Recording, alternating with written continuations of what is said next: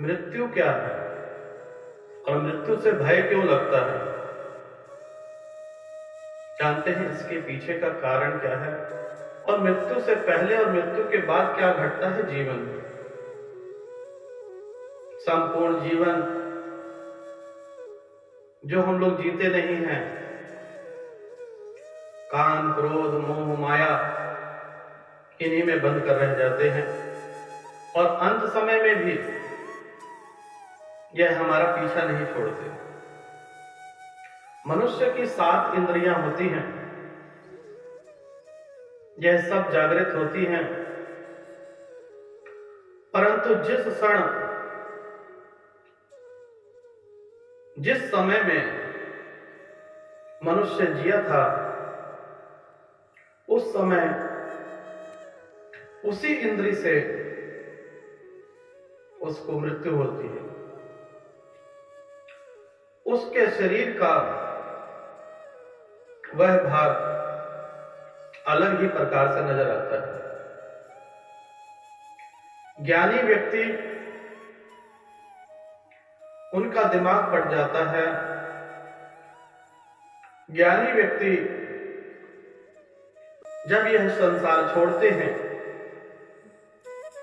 तब उनके आंखों से खून आता है, आंखों से प्राण जाते हैं, मुख से प्राण जाते हैं। परंतु जो लोग इस संसार में काम वासना में लिप्त रहते हैं, उनके प्राण जनेंद्रियों से जाते हैं। और जो मनुष्य इस जन्म में नाना प्रकार के पाप करते हैं, उनके प्राण उनके गुदा से निकलते हैं। ऐसे व्यक्ति जब यमराज को देखते हैं तो उनका लैट्रिन, बाथरूम पे कोई कंट्रोल नहीं होता और वह गुदा के रास्ते प्राण छोड़ते हैं। परंतु विडंबना यह है कि जहां पर मृत्यु है वहीं पर जीवन है। जो व्यक्ति संपूर्ण जीवन काम वासना में लिप्त रहते हैं, काम वासना के चक्कर में ही काम करते हैं, काम वासना के चक्कर में ही लिप्त होने के कारण सारे कार्य करते हैं, अंत समय में उनकी जनेंद्रियों से उनके प्राण निकलते हैं। और प्राण का जन्म भी जनेंद्रियों से ही होता है। मनुष्य की 7 इंद्रियां होती हैं और इन्हीं 7 इंद्रियों से जन्म और मृत्यु का प्रकाश है। आप जानते हैं कि एक वृक्ष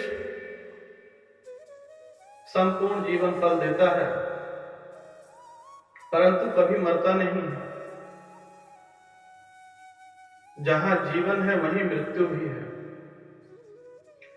एक वृक्ष संपूर्ण जीवन फल देता है, अंत समय में एक बीज छोड़कर जाता है और उस बीज से फिर नए जीवन का आरंभ हो जाता है, नए वृक्ष का आरंभ हो जाता है। समाप्ति तो है ही नहीं। परंतु जो व्यक्ति इस संसार में गलत कार्य करते हैं, उनका जन्म तत्पश्चात उन्हें इसी लोक में, इसी नगर में आसपास ही जन्म लेना पड़ता है। दिव्य आत्माएं, संत पुरुषों की आत्माएं, अत्यधिक दुष्ट आत्माएं, उनका जन्म लाखों वर्षों में होता है। उनके जन्म के लिए ऐसी सोच जब मनुष्य काम वासना में लिप्त होता है, उस वक्त वह जो सोच रहा होता है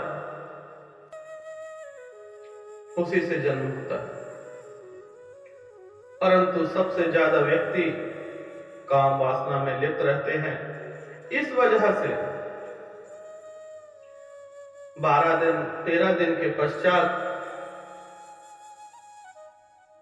जन्म दोबारा मिल जाता है। परंतु जो अच्छी आत्माएं हैं, जो संत पुरुषों की आत्माएं हैं, उनको जन्म लेने में बहुत कठिनाई होती है।